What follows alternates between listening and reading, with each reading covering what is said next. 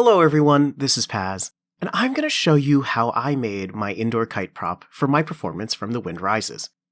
I'm calling it an indoor kite, but it could be known as a pole flying item. I was inspired by Finding Nemo the musical, where this squid sea creature swims through the audience. You could see it also in Lion King on Broadway as like a bird. So let's synthesize this concept from a professional venue to an accessible version. I am making a portable and budget-friendly version of the kite for masquerades or performances. I do need these items to fit in my car, make it in and out of convention venues, and be safe backstage. As a side note, confirm with your conventions if you're allowed to use a prop like this. Even if it's not in the rulebook, it may not be something they've thought of. Fun oopsies moment. I broke my prop in storage, so we'll be putting together a legit kite today instead of the plane that you saw in my example. But I'll give you tips if you also want a plane like I made. The items you'll need are a fiberglass stick, which I know as a driveway marker. The length of the stick is dependent on both your height and how much distance you're allowed to swing. I'm about 5'6", so I went with the 60-inch marker. Warning: do not cut your fiberglass.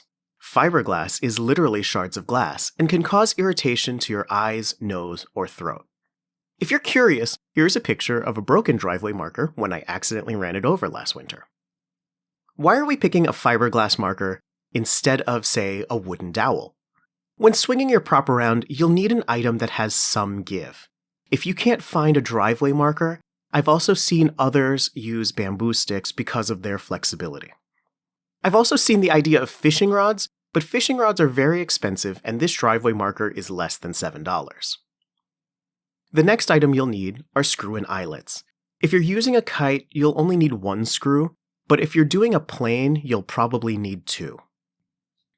Ribbon. Or a strong durable fishing wire could also work. Just know your fishing wire's maximum weight. My ribbon I used was a 1/4 inch ribbon. A kite isn't that heavy. There is some wind resistance even though you're inside, and you are kind of pulling. What length do you need? I'm using a length just smaller than my personal wingspan, so about 60 inches. The length can be adjusted based off of your performance stage or just how comfortable you are. It is a wide circle. I think that 60 inches is the sweet spot for the radius to have both a wow factor and it not being a safety hazard. The item you intend on flying. In my original performance, my prop was this plane. I followed the assembly instructions, and because it didn't have a connection, I screwed in the second screw and eyelet and reinforced it with superglue. For this example, I have picked up this stitch kite from Dollar Tree. Even if you choose to make your own design kite, like a bird or a fish or a dragon, I still recommend buying the kite. The kite kit will provide you with the right rods to attach your item and give you the dimensions to work with. The big secret item is a barrel swivel. You'll need 3. Where do you find barrel swivels? They're in the fishing section of either your big box store or outdoors specialty store. The magic of the barrel swivel is that it prevents your rope from tangling. If you've ever bought a silk poi, you'll notice that the barrel swivel was there the whole time. I just never knew its name. The size that I picked up was size 3. The lower the number, the bigger the swivel. Mine had an interlocking snap, which can help in the attaching process, but I can see you succeeding if you can't find the interlocking snap option. Additional tools needed are a heat gun, scissors, superglue, proper safety including gloves and a mask. Optional tools. Flexible paint. If you want to paint your fiberglass marker, go ahead. Because of the bending motions, I'd recommend something with a flex, or else little bits of paint will come off. Paint did chip for mine, most likely because I'm trying to paint on something that you can't sand. Driveway markers also come in multiple colors, so you may just get lucky and just get a yellow driveway marker, and that might look perfect for your performance. Electrical tape.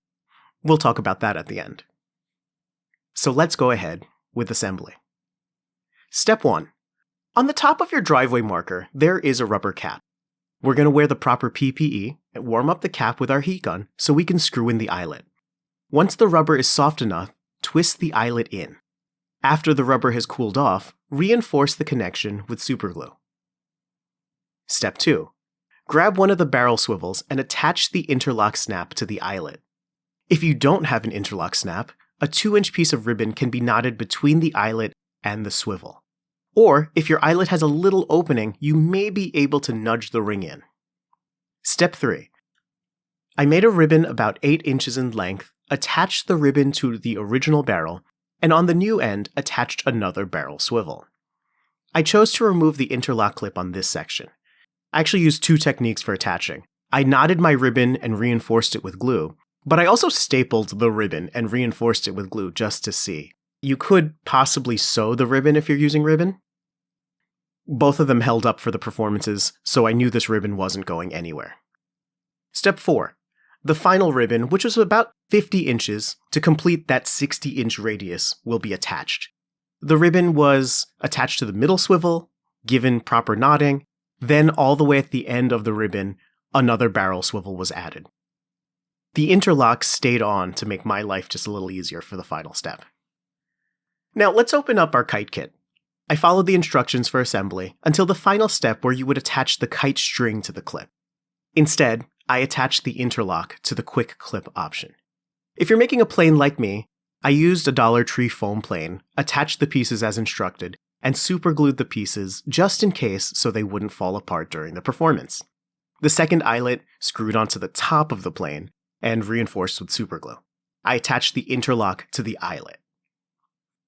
You're technically done here, but the final optional step that I did was that I added electrical tape near the bottom of the fiberglass rod, where I intended to hold the prop.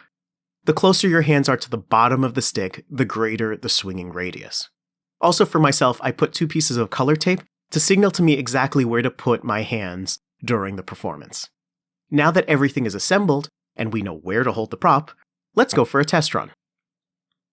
When I used the indoor kite, circular motions were the easiest for me, similar to the Lion King bird. However, you can run across the stage and do straight lines, just like the squid thing in Finding Nemo. Figure 8s can work, but I'd put that in a slightly more advanced category. Hopefully this tutorial helped you with your performance or production, and leave me any comments on how you would use this prop or any recommendations.